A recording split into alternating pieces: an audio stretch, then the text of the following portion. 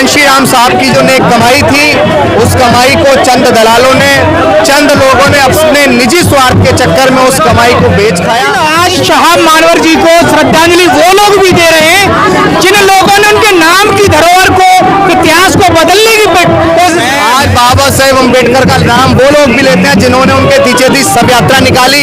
आज बाबा साहेब अम्बेडकर का नाम वो लोग भी लेते हैं जिन लोगों ने बाबा साहेब अम्बेडकर को जीते जी सम्मान नहीं दिया, मरणोपरांत सम्मान नहीं दिया। कहता हूं भाई कि भाजपा के लोग एकजुट हो सकते हैं, कांग्रेस के लोग एकजुट हो सकते हैं, लेकिन इस देश में डॉक्टर अम्बेडकर और मान्यवर कांशीराम साहब को मानने वाले लोग एकजुट क्यों नहीं हो सकते? देखा था कि हमें इस देश का हुक्मरान बनना।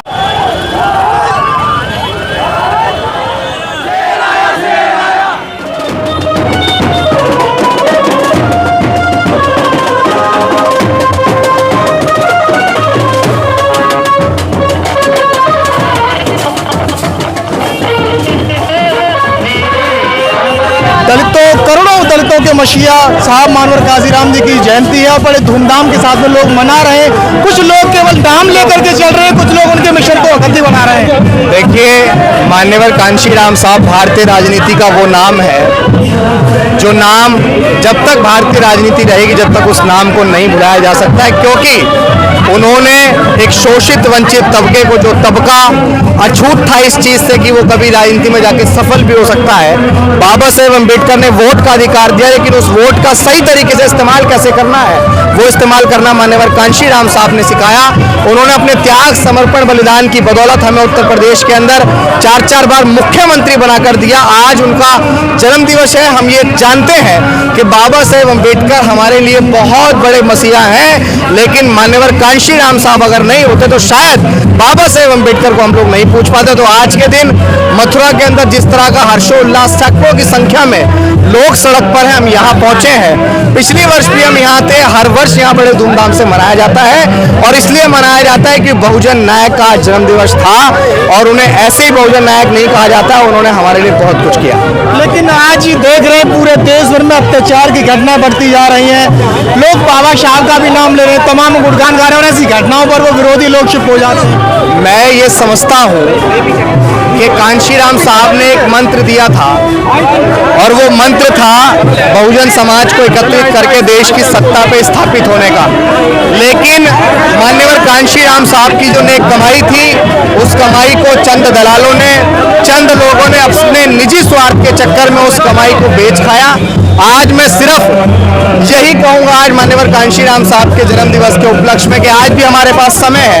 आज हमें तमाम लोगों को यूनाइट करने की जरूरत है, एकजुट करने की जरूरत है। जो नारा मान्यवर कांशीराम साहब का था कि हमें एकजुट होकर देश की सत्ता में स्थापित होना है, आज हमें उसी नारे को पूरा करते हुए सत्ता में काबिज होना पड़ेगा, तभी हम लोग इस शोषण को रोक पाएंगे।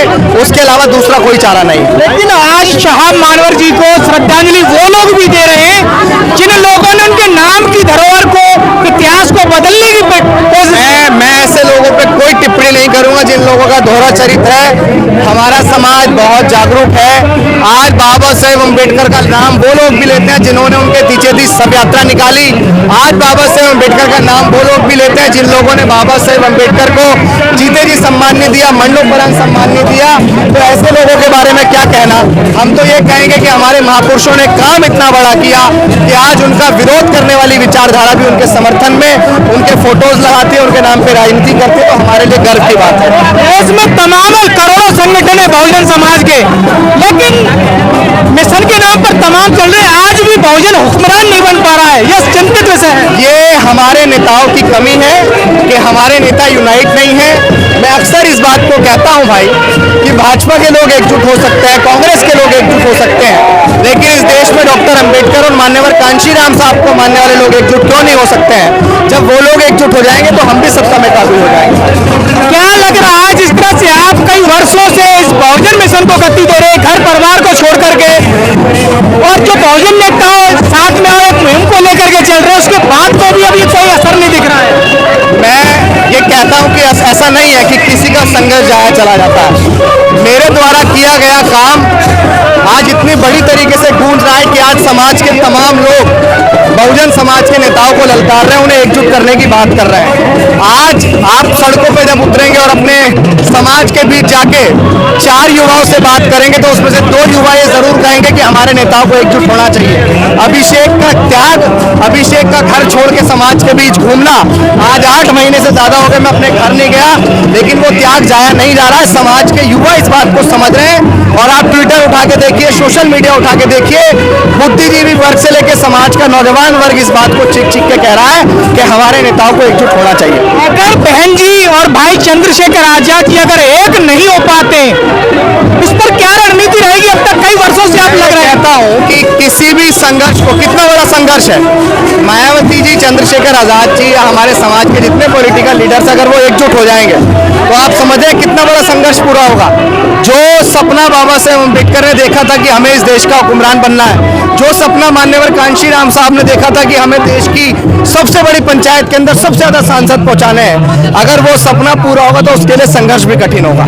तो देख सकते हैं यहाँ पर कई वर्षों से लगातार वो अपने घर परिवार को छोड़ करके, माता पिताओं को छोड़ करके मिशन को गति दे रहे बहुजन शायर अभिषेक कुमार जाटव जी, जो कि आज मथुरा की पावन धरोहर पर मथुरा बौद्ध नगरी में वो पहुंचे और शाह मानवर काशीराम जी के जन्म जयंती को लेकर के वहां पर लोगों के एक प्रति एक बड़ा ही हर्षोल्लास का माहौल देखने को मिल रहा है। जिस तरह